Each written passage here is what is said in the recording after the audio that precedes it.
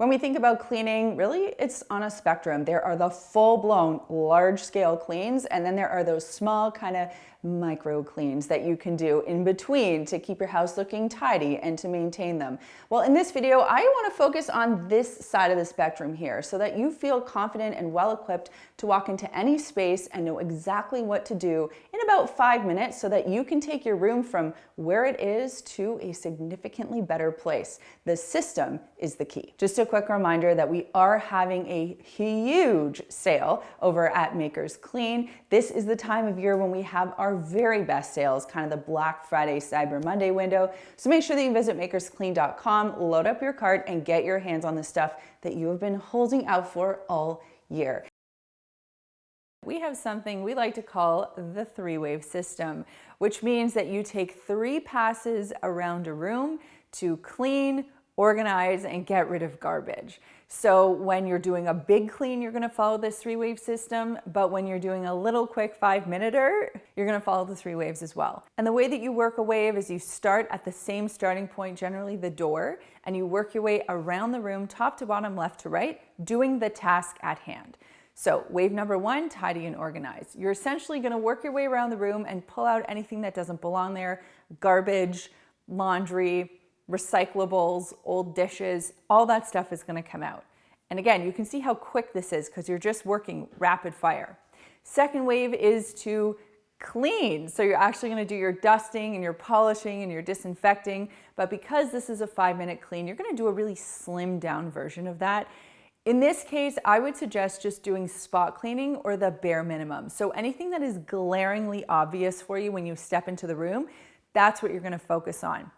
Moreover, this isn't the type of cleaning where I want you to have 6 different cleaning products and 5 cleaning tools in your arsenal. I really just want you to have a microfiber cloth and an all-purpose cleaner so that you can do the basics. And the final wave is garbage and floors, which means you're removing garbage or trash cans, and it's up to you to decide if you're going to do the floors and whether or not you want to vacuum them, mop them, neither, or both. Admittedly, it is very easy to get carried away when you're doing one of these 5-minute cleans, and they can easily turn into a 15 or 25-minute clean, and I don't want you doing that. It's so important to stay on task. So while you're doing each wave, here are the things that I want you to focus on. In wave number 1, don't worry so much about doing tidying or organizing as much as I want you to focus on getting rid of the garbage or anything that doesn't belong in there. Dirty dishes, cups, books that belong in another room or laundry, all of that stuff can come out, and inherently just doing that step, your room is gonna look a lot neater. For the second wave, of course, you can get overwhelmed by trying to decide what you should clean or polish or dust or disinfect, but I really want you to hone it in. This is the space where you're going to be looking for those areas that are glaringly obvious. They're shouting out, "Clean me!" Those are the areas that you're going to focus on during this particular cleaning. That's why I said, just have a simple tool like a microfiber cloth and a product like an all-purpose cleaner.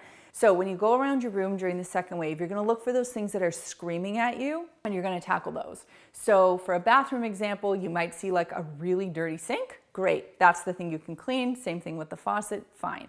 But this isn't the opportunity for you to clean the toilet. Same thing in the front entryway. If there's a mirror or a console table that's looking a little bit dusty or disheveled, that would be the thing that you would want to clean, but this isn't the time to get into the corners and wipe the baseboards. So I just want to be very clear in that distinction. Also for your bedroom, things like making your bed or dusting a really dusty, dirty headboard, fine.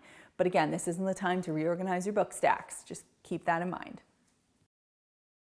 And now some tips to make this 5-minute endeavor efficient and 5 minutes. First of all, set a timer or play a 5-minute song or 5 minutes from a podcast that you like. Whatever it is, give yourself that 5-minute limit. It is going to keep you on task.